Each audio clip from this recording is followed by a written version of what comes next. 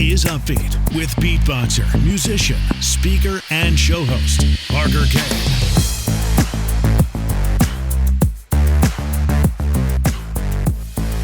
Hey everyone, welcome to Upbeat, and thank you very much for being here and for listening in today or watching. I guess if you're watching this from YouTube or from the website, parkerkane.co, thanks for watching. Appreciate it. This is such a cool episode today, you guys. Oh my gosh, I interview someone who is just competing on a TV show on Netflix, which is amazing.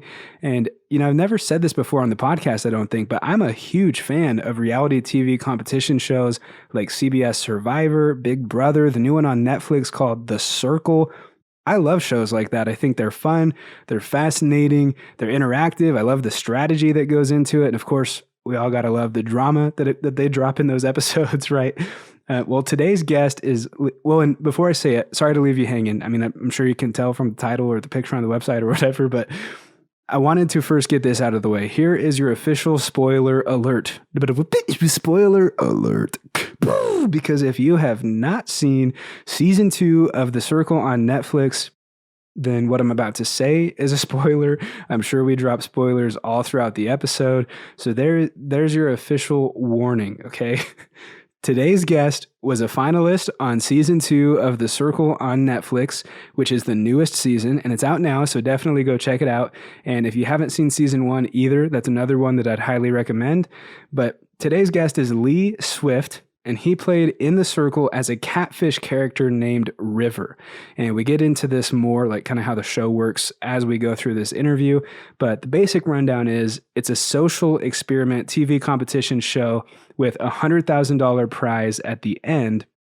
And how it works is the contestants live by themselves in an apartment completely isolated with no access to anyone or any of their, I guess, original personal belongings. They've got like some arts and crafts and stuff, but they're really isolated in these small apartments. And the only interaction they have is with each other, with the other contestants via this quote unquote social media platform called The Circle, in which they can only text each other. And every now and again, they get to see their profile photos in a bio, but that's it. So there's really no way to tell if someone's real or not. And that's the catch, is you can play as yourself or you can play as a fake account or a catfish. And when it's time to vote people out, they do this by ranking each other from the most popular to the least popular, and whoever is the most popular becomes an influencer and then can vote someone out. And so I guess whoever is still there at the end, whoever is still surviving those final rankings and coming out on top as the most popular, they win $100,000. So that's the rundown. That's the show that Lee was on. And in this episode, we do cover what it was like for him to be on the show, but we also talk about what Lee was up to before being on The Circle and what he's up to now, especially now that he's going viral. He's got this huge platform and he's becoming a real influencer, not just within The Circle, but becoming an influencer in real life and meaningfully impacting so many people throughout the world. So we break that down too. How is he building his brand now that The Circle is over and he's got this huge platform? And what's it like to go viral so quickly and truly be impacting others? So I'm very excited to share this episode with you today. Let's get into it. Here's my interview with Lee Swift, aka River, from season 2 of Netflix's reality competition show, The Circle. Lee, thank you very much for joining me on Upbeat. I appreciate you. Hey, thanks for having me. I appreciate it being here, Parker. Absolutely. Well, and just to catch the listeners up, I ran into Lee on the new app Clubhouse, and it was really fun to just get that kind of access to you, you know, after being on the hit TV show on Netflix, The Circle season 2, seeing you do an interview there and just getting the opportunity to quote unquote hop on stage and ask you a question. Yeah. And so I guess initially, what are your thoughts on Clubhouse, and have you gone back to Clubhouse since then? I'm going back to Clubhouse. I have not been on it probably since you and I chatted in there, but I absolutely love the platform. I love being able to talk to people, and I met a lot of interesting people there. But unfortunately, or fortunately, I've had a lot of interviews, so I kind of have had to really scale down the social media, except for what I'm really working on directly. But I absolutely plan on getting back over there. Awesome. Love to hear it. And We're definitely going to get into that more because I wanted to ask you about how you've been handling the clout that's come from being on The Circle. But before we do that, I really love starting with story and getting to know the people that are on this show. And I think you're getting asked a lot already about The Circle. And I'd love to get to know the guy behind The Circle contestant, the cast members. So if you don't mind just catching us up, who is Lee Swift? What kind of guy are you? What's life been like? What were you pursuing maybe before you went on The Circle? Well, the reality was I was fearful of social media, which sounds strange. Why did I apply for a game, a reality show about social media? But I loved the first season. My niece and nephew and we were in lockdown, and it was March of last year, and weren't able to see each other. We lived close, but we were locked down. So they said, Uncle Lee, there's this new show and we really want you to watch it. So we'd watch an episode and then we'd Zoom about it. And I just fell in love with all the OGs, as I call them now, the people that played in the first series. And then as a lark in June, I think it was, I saw something pop up as I was scanning, different things online. And it was about casting. And I thought, I'm just going to go ahead and apply for this thing just as a lark. I was a big fan of reality TV, and I thought, I'll just do it. Well, it was a lot of information. You filling out this form, and it went on and on and on. And then I sent that on, and then the next thing was send a video. And I was like, I'm done. I turned it off. I went away. Then I started getting emails, and I thought they were robot emails, but I guess they weren't, because in July, about 6 weeks later, I got this email, and it was very clearly from a person. Please, we're very interested. So I grabbed my phone. I still didn't think anything was going to happen with it. And I did about 5 minutes of a video of things they wanted, set it up, and the next morning I got a call. So that's how I got into the show. And, a little bit about me. I'm a writer. I've been a writer for years and years, full-time writer since 2009, I think.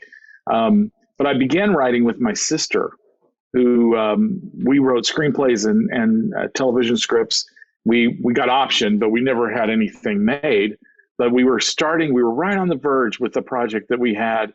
We were in Project Greenlight. We were moving up in that. We went to South by Southwest and placed in a contest for screenwriting. And we had some meetings set up in LA. Unfortunately, just a couple of months later, she was diagnosed with cancer and I lost her. So I kind of stopped writing for a while.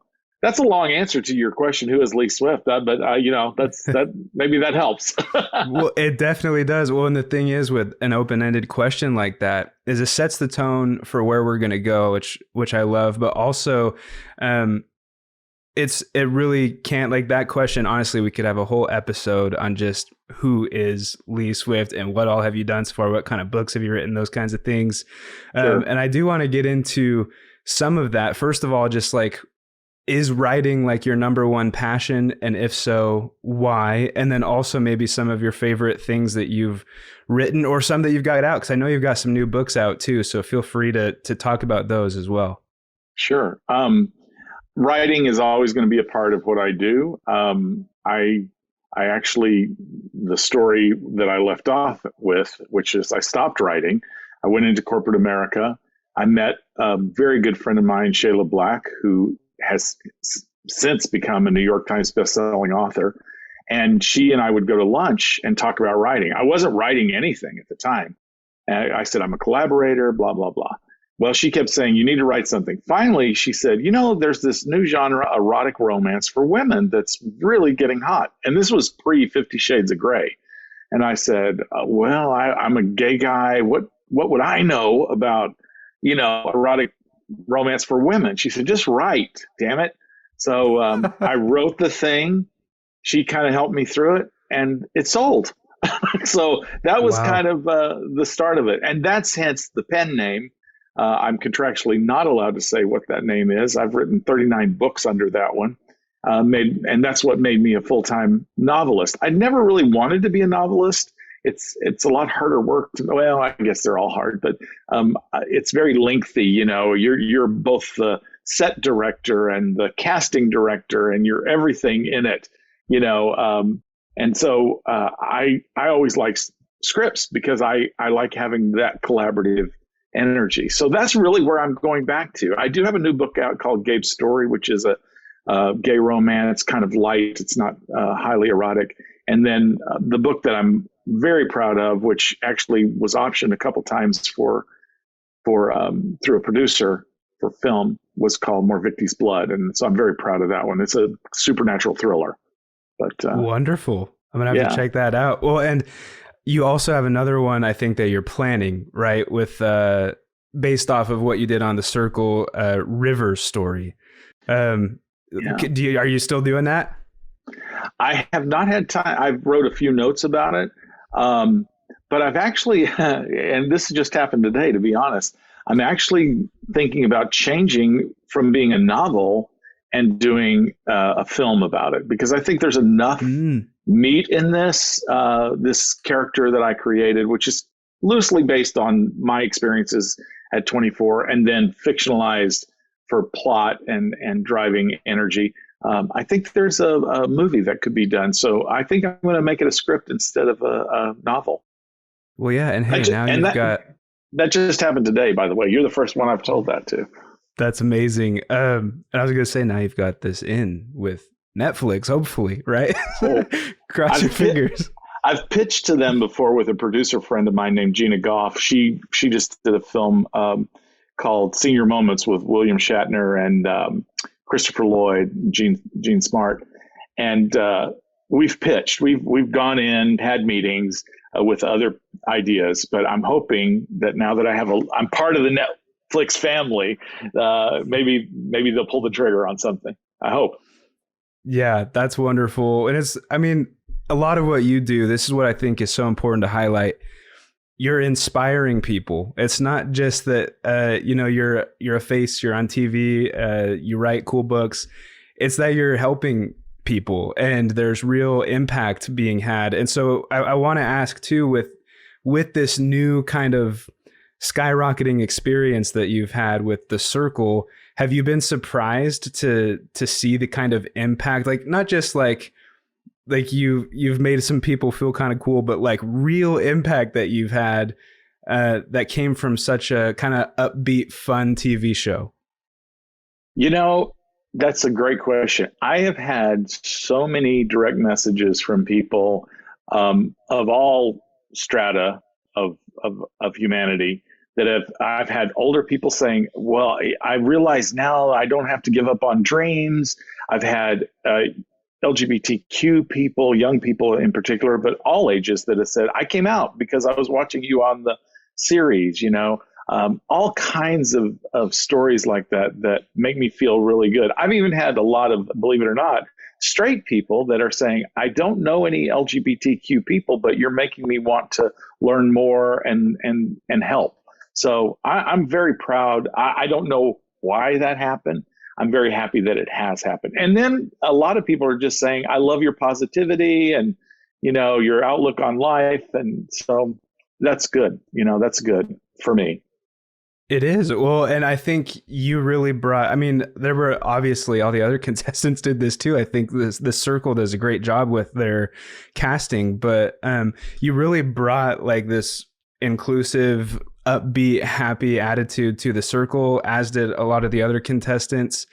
And I think it's cool too, you're in Dallas, Texas, and you're gay, and I am in Boise, Idaho. I'm a straight guy who leans conservative, but like it brings everyone a breath of fresh air when they watch a TV show where everybody's there and there's no bickering for the most part.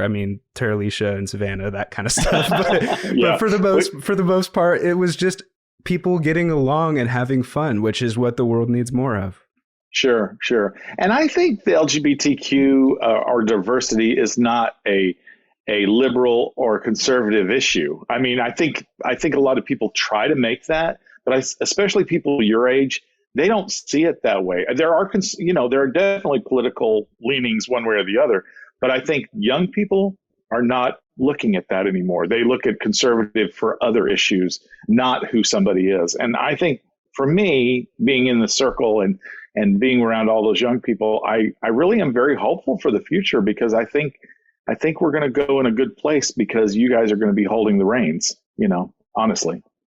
Well, hopefully. And, you sharing your story of applying, I was kind of laughing through that. We'll have to clip some of it, but I was kind of laughing through that because I am currently in that boat where I applied and not completely. I started the application.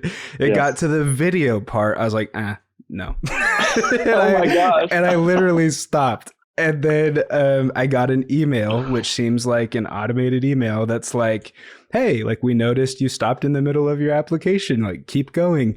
And I haven't done it. And so now I'm just like, dang, okay, I need to complete that. Because that's literally what you did. That's my exact story. Yes, exactly. So you definitely should do it. Yeah, I've got to hop on that.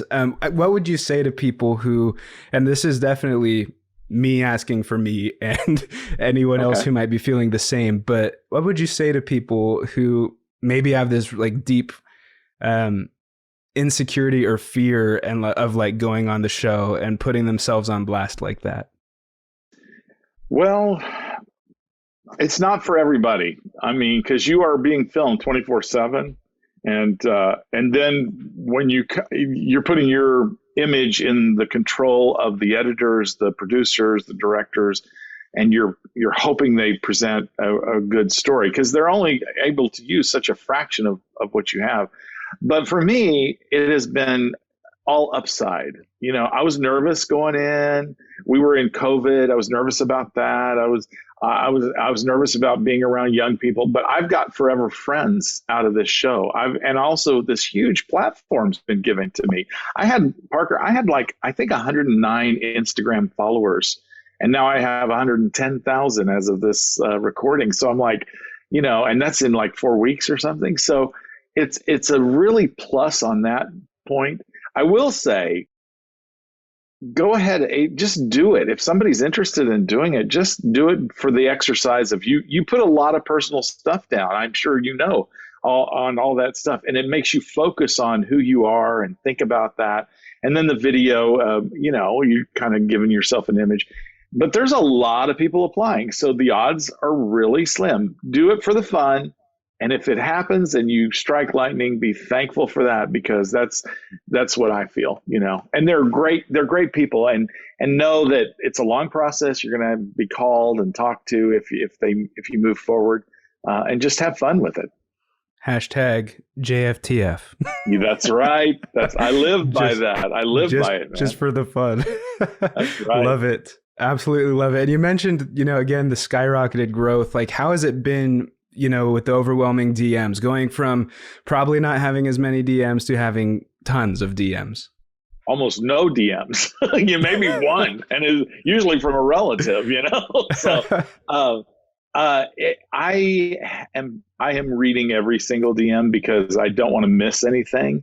I can't respond. I mean, it's too many. I can't respond to everybody. I try to, especially in the beginning.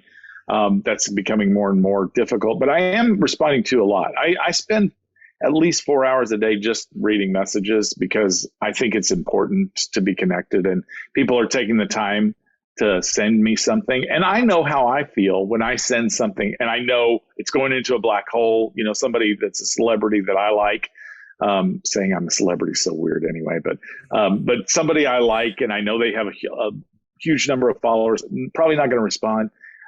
If they do, I'm just so elated. So I want to do that if I can, for as many people as I can. Yeah. Well, that says a lot about you. I know a lot of people are like, oh, great. Like, I've got this clout. And I'm not referring to other circle contestants, but just people who get that growth oftentimes goes right to their head. They're not really about the fans. They're just like, woohoo, I made it. I got the blue check mark.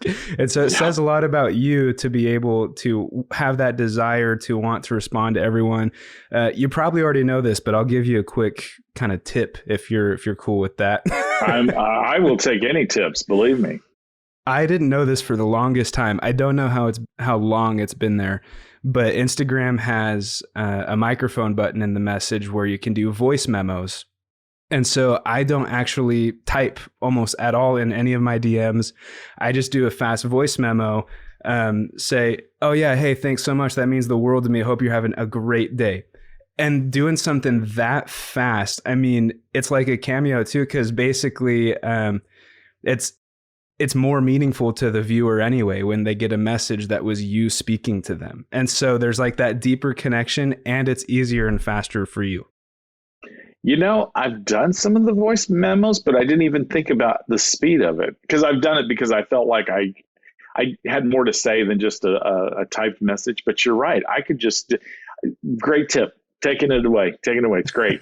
Fantastic. Love it. Awesome. Sounds good. Yeah, I hope it helps. It helps me, and I definitely don't have the amount of DMs that you're probably getting. So if it helps me, hopefully it helps you as well.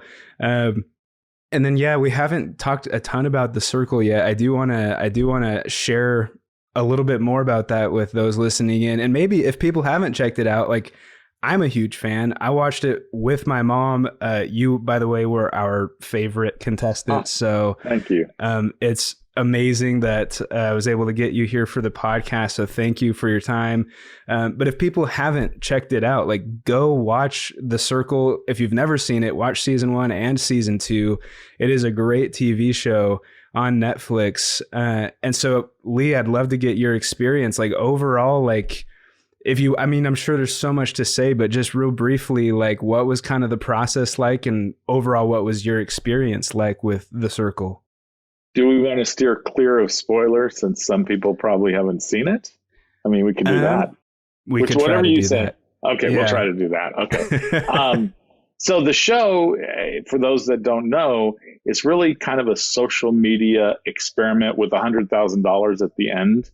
What happens is you come in, you're in an apartment by yourself, no interaction with anybody on a physical IRL, which I now know what that is, in real life. Yeah. You are by yourself, and you are interacting through this interface called The Circle, which is just a text-based chat interface. And you're getting to know the other contestants. And how you figure out who the winner is every so often you have this time you're going to rank people, and you're going to put them one to the bottom, and the top people that get the most votes as the number 1, number 2 positions end up being the ones that make the decision. 2 of them, they're called influencers, and then they decide who goes home. So I came in thinking, you know, I wanted to kind of be in the middle. I didn't want to be up at the top. I'm a big reality fan. And so I know on all the other shows that are competition based like this, you don't want to get way high right at first, because you'll burn out. And so that's what I did. I tried to stay in the middle, tried to make sure everybody was good. I grabbed 2 people to be in my alliance who I went through, you know, that they were the ride or die for me. And the hardest part for me was playing this catfish as a 24-year-old when I'm 58, you know. And I came in guns barreling. I studied, I thought about it, just kind of like when I write a character. I go deep into backstory and where their mind is and what makes them tick. I did the same with River. And I didn't realize I was kind of creating me in a lot of ways, but at 24. But that's sort of what I did. The experience, Parker, was life-changing, amazing. I would do it again. If they ever want me back for any reason, I would come back. I'd even be the person that delivers the little food at the door when they ask for it. I mean, I had that much fun. Yeah, that's so incredible. And it might be kind of hard to completely steer away from the spoilers we're going into this conversation, because like I did want to ask some other questions, and I'm like, wait, can I? Yeah. Well, maybe if they haven't watched it, this is the night, you know, put it on pause and come back.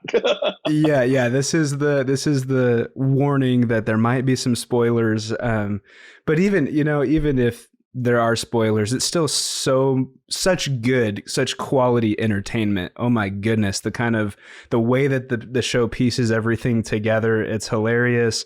It's emotional. It's all of the emotions you can feel. So it's a great show. And you bring up something really interesting too, just how you started the I mean, you were playing as a catfish. You were playing as River, which I don't think that's his real name. The guy that you played. No. It's Doak Rap is his name. Doak. Doak.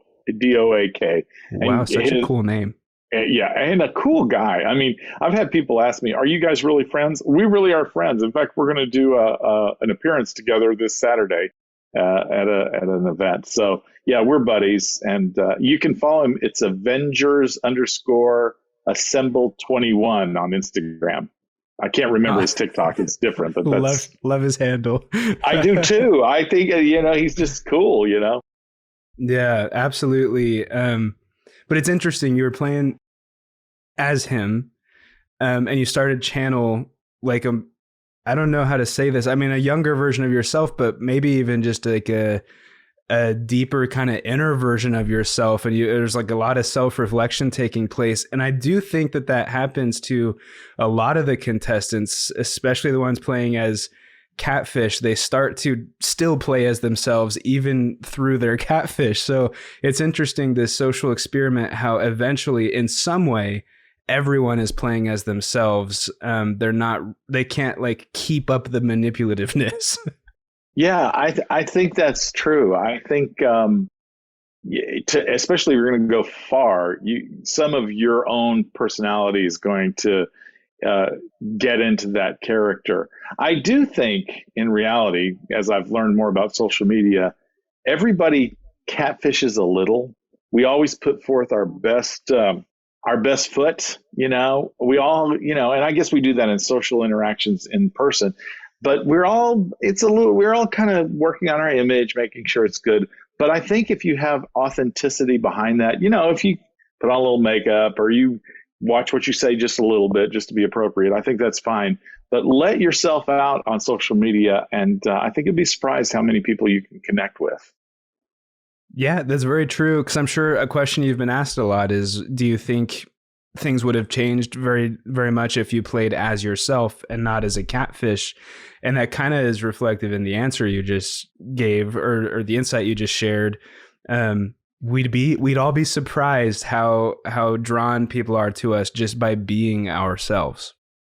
Yeah, I definitely learned that. The John character, spoiler, coming in as an older gentleman, gay gentleman, psychic Santa. I wasn't that, but I kind of did pause and thought, wait a second, everybody's embracing him. And so why couldn't I have come in as myself? Now, it would have been a totally different kind of game, I think, if I'd come in myself. But I think I might have gone, I don't know, but I think I might have been okay. But I sure had fun being River. So, I wouldn't change what I did, but it does make me pause for a minute and say, maybe I could have done just as well or even better if I'd come in as myself. Yeah, well, and who knows? I mean, it is only season 2, and they've already brought people back in some way or another. So, right, there's a lot of TV to be made still, and who knows what could happen, which would be amazing. You brought up some other good points I just wanted to ask about, because we are a podcast where so many people listening are creators. They're creatives, they're entrepreneurs, they're pursuing their side hustles, starting their businesses, working from home, trying to get, growth on social media.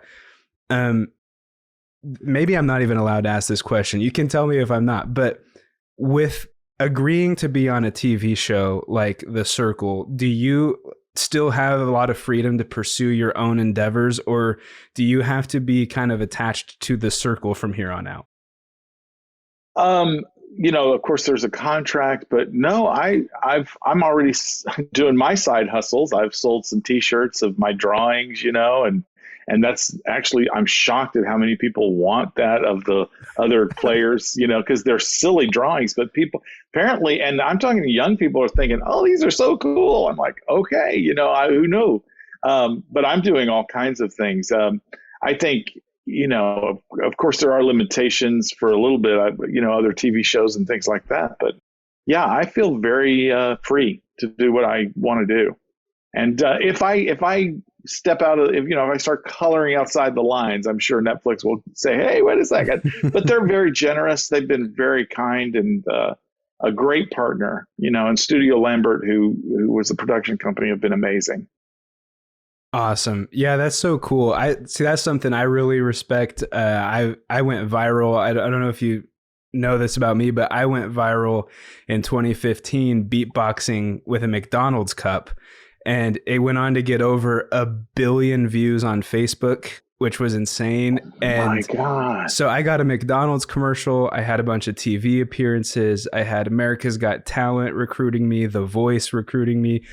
And some of those things went through, some of those things didn't go through, but that's because with contracts and stuff, like it can get kind of messy. And I really love that with the circle, these influencers are turning into influencers in real life, not just in the circle. And they're able to pursue those endeavors that they want to do and kind of use the circle as a springboard, for lack of better words, to skyrocket into that, which I think is awesome. And then, yeah, your art, man, that was actually my question to you in that Clubhouse room originally. I don't know if you remember, but I was basically asking, like, you did so many art projects during your time on the circle. Like, what was your favorite? That was my question. Yeah. And it was just, I think a lot of people at home resonated with that, especially during lockdown. Like, what do I do at home? You know? And so people loved what you were doing. Well, I had to, like you said, we all went through lockdown. Let's see, I learned how to bake banana bread. And I think millions of other people did as well. I was supposed to exercise and lose weight. Didn't do that very well. I mean, I'd have a day or two and do it. And, whatever. It was more fun baking banana bread. I did all kinds of things, and it was kind of natural, I guess, because I'd already gone through that.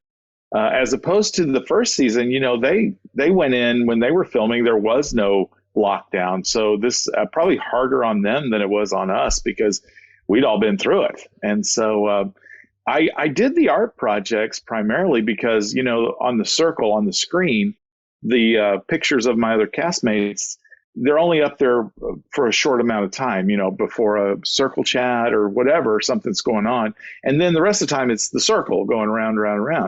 And so I wanted to stay engaged mentally on the game. And that's how I started. I drew all their, I drew all of them. And then I decided, wait, I want to keep thinking about this all the time. I mean, I'm obsessive, let's just be honest. And so that's why I made the ducks and the catfish that went in the bathroom. And then I thought, I need something in the bedroom. So I had storm clouds and suns, whoever was in my good graces got to be a sun, and who wasn't got to be a storm cloud. And so, I was doing that kind of stuff, and it was fun. It did pass the time. There is some downtime, so it was fun to do that. Yeah, well, and just again for the listeners, there's so many neat little insights about the circle that you can find on other podcasts and YouTube videos, looking up fun interviews with Lee and some of the other contestants. I mean, fun facts like the show is only 2 weeks. It's filmed not in the US, like so many different little things like that you can look up, and it's absolutely amazing. I'm wondering, this literally just popped in my mind, with Chloe coming onto the circle, she was on another show before. I think it was called Too Hot to Handle. Right. You're now on the circle, but maybe one day you go on another show. Like, is there another show that you'd want to go on, like Survivor or Big Brother or something like that? Parker, I'm a huge reality TV fan, and I couldn't go on any dating shows because, I am happily married of 33 years will be in September. We've been together. And, but yeah, I would do whoever wants to call me, because I had such a great experience. I love Big Brother. I love Survivor. I love the challenge, Just go on and on. Now, physically, I don't know how many, there's more physical in all of those than in the circle. But yeah, I'd definitely try anything. It's worth it. Well, I to could me. totally see you on Big Brother. Well, first of all, I'm a huge fan of all those shows too, especially Survivor. My whole life I've watched that. But I could totally see you on Big Brother. I'd vote for you every week to be like the fan favorite or whatever. That would be awesome. And you're strategic. Awesome. You're strategic. And I think that you'd kill it. So again, cross our fingers. I have one more kind of commonality thing I wanted to just talk about before we get into this last little kind of fast questions thing that I do.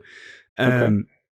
NSYNC was a huge part of my life and my upbringing, because I was drawn to Justin Timberlake's beatboxing. He's the first person I ever saw do beatboxing, and that's what I wanted to do from 9 years old and on. And so when Lance Bass, the picture of him came on the show, I guess, spoiler alert, right? Sorry, that was an alert after the blowing it. But when his photo was on the show or whatever, I was like, come on, like, I'd instantly think catfish. I'd instantly think like the real Lance is not there. It blew my mind that Chloe was like, "Who's that?" Because I was like, "This is Lance Bass. This is huge." But what was it like? I know since being on the show, you've become closer with Lisa, who was on the show and who played as Lance, and you've been able to meet Lance and go out with him and with your husband. So, what has all that been like? Well, it's been fantastic. Let me tell you why I believed it was Lance, because I've had this question. Yeah, perfect. And I want to make that clear, because everybody else did not. All my other castmates really kind of knew, and when his picture popped up, I'm a fan, and I'm a fan of him. I like the boy bands, of course, but I was really a fan of him from.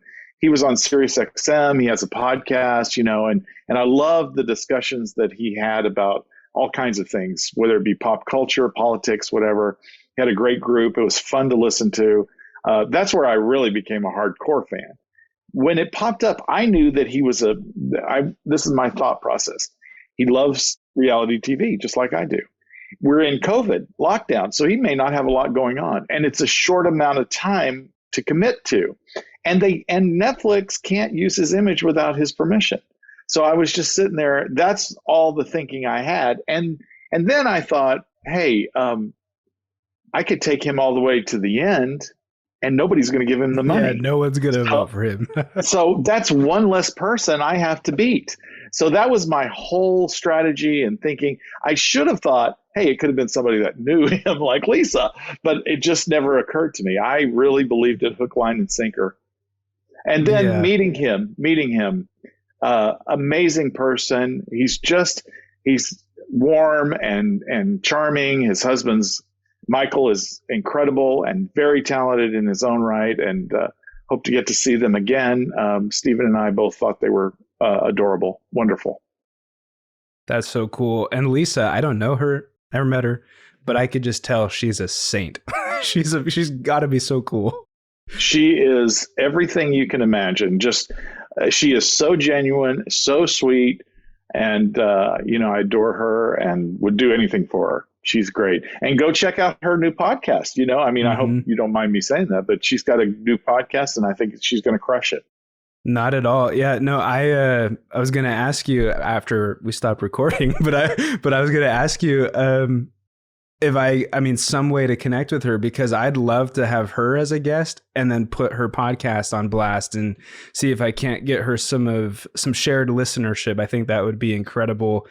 She's got 2 episodes out right now, and I went and checked them both out with you and with Jack, and they were very, very good. And she's, I didn't know this about her, but I learned from you that she was on some of those radio shows. And so she's seasoned, she's good at being a personality, and she's fun and easy to listen to. So people should definitely check it out because it's a blast.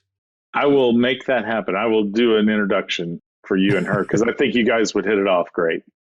Awesome. Well, thanks so much, Lee. I appreciate you. I've got this last little segment that I call the upbeat seat, and it's just a few kind of faster questions. But to start it off, Lee, what makes you upbeat? I think it's hashtag JFTF. I try every day to do something just for the fun, because life, we've got chores, we got our work, we got all kinds of things we're driving and striving for, and then negative things, we may have somebody in the hospital or whatever. But each and every day, I take at least 5 minutes to do something that's just for fun. It could be listening to my favorite song. It could be eating dessert before dinner, whatever it is, silly, fun. And I've tried to do that my whole life. And I think it's made my life a little lighter and a little more fun. Yes, I love that. Okay, who's your number one influence or inspiration? Kalen Allen, which I don't know if people know who he is, but Ellen is the one who discovered him. He's a young gay guy, so funny. She's put him on her channel. I listen to him. I watch him every day because he makes me smile. He's funny and warm, and it's like my cup of coffee in the morning. I got to see what he's doing. So yeah, he's my number one. So cool. What music do you listen to stay upbeat? Spoiler, here comes Jay-Z 100 Problems is no, I'm just kidding. But ain't one. Exactly. Yeah, that was a major fail. No, I like everything. I'm more into pop music, honestly. Taylor Swift, Dua Lipa, Harry Styles, all of them, anything that's upbeat, but I like everything. I enjoy everything. A little known fact, I was in radio for 13 years, and I did country music, which I really wasn't a big fan of country music until I did that. And let me tell you, when I was in radio, there was no satellite radio. So that's how long ago it was. But I was lucky. I got to meet Garth Brooks and got to meet the Judds and lots of great artists. So Tim McGraw. So it's been fun. And so I missed that. I listen to a little country, listen to everything. Yeah. Well, that's crazy because I did radio kind of for like 2 years. Not actual radio. I did their social media, but it was for 4 different radio stations. One of them was country. And I wasn't huge into country, but then I did an internship in Nashville, Tennessee, where I was like, oh, now country is like amazing in my mind. Totally convinced me. And I've had some podcast guests. I had Rich Redmond. He was the drummer with Jason Aldean. And it's been amazing. I like the country community. I didn't know it for a long time, but I do. So same kind of vibe there. And it's funny. You get around country musicians and you realize they like all kinds of music too.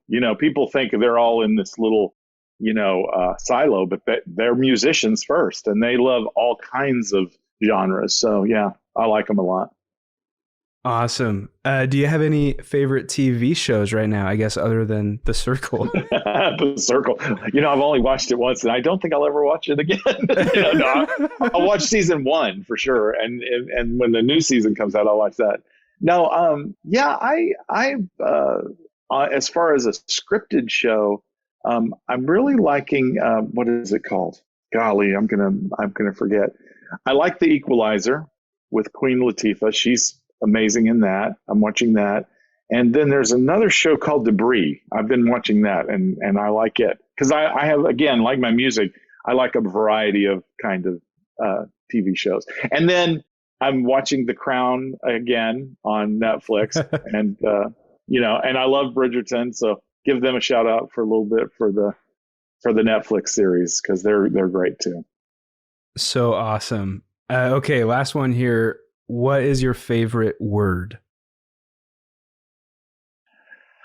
Favorite word is see, this is where because I have 4th graders and stuff. I do like the F word. It just has there's moments when and see, I have to say F word here because I don't want to mess up, but there's moments when that's the best word. It just does nothing beats that sometimes. Now, my great grandmother, it was SHIT. She would, that was her F word back in the day. And I remember her doing that. But she said, I never swear. But she would say that when she was frustrated. So, that reminds me, and I'll just say it here. I'll make a quick exception. My grandma, when I was growing up, she would say, do you know why your eyes are brown? I'd be like, why? And she'd be like, so you're full of shit. Yeah. And those are precious moments. It's so fun. That's great. Absolutely. Okay. So I'm sure everyone could find you, but where would you like to send people to connect with you, to see your merch, to see what you've got going on? The best way, I'm mainly on Instagram because I'm I'm learning each platform one at a time. I'm on all of them, But if you go to Lee Swift Author, that's really the name I use wherever I'm at. So if I'm on that one, on the TikTok, on the Clubhouse, whatever, that's usually what it is. It's Lee Swift Author, and you should be able to find me. Cool. And it works for your website too, leeswiftauthor.com or lswift.com. I think you've got a few domains working for you, which is cool. Yeah. Okay, awesome. Well, what is next? This is what we'll close with, but what's next for Lee Swift? I'm excited to follow you and see what's coming up. Thank you, Parker. I appreciate it. I'm trying to embrace social media, and people are calling me an influencer. So I'm like, okay, I'm trying to embrace, what does that mean? What can I do to help people? And I'm going to start a YouTube channel and / podcast, probably dual cast them.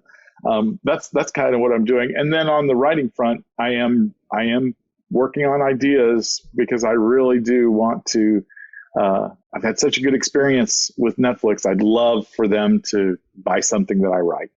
That's what I'd love to do. So that's what I'm doing. Well, it's going to happen. You're speaking it into the universe now. It's going to happen. I believe it. I believe it. Well, I'm going to close with beatboxing your name real quick, and I'm excited. It might chop out because of Zoom, but I'll record it here and make sure I send you the clip. Please do. I'm so excited.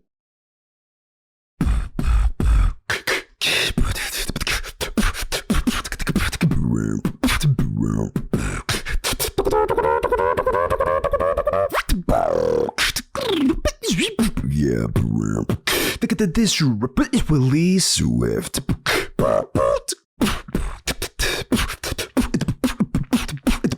Lee Swift. Oh my God. I love it. Oh my God. That's so cool. That's so fun. You are so freaking talented. That's amazing. I think the circle might be able to use a beatboxer. You know what? Fingers crossed. Fingers crossed. I think that's awesome. Awesome. Well, thanks for being on Upbeat, Lee. I appreciate you. Thank you for having me, Parker. It's been an absolute blast.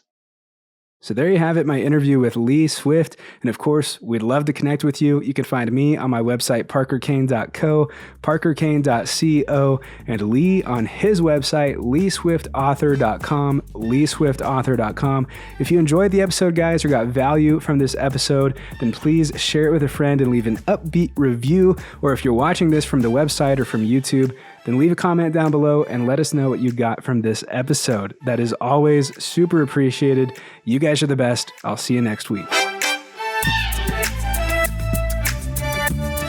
This is Upbeat with beatboxer, musician, speaker, and show host, Parker Kane. Subscribe at parkerkane.co.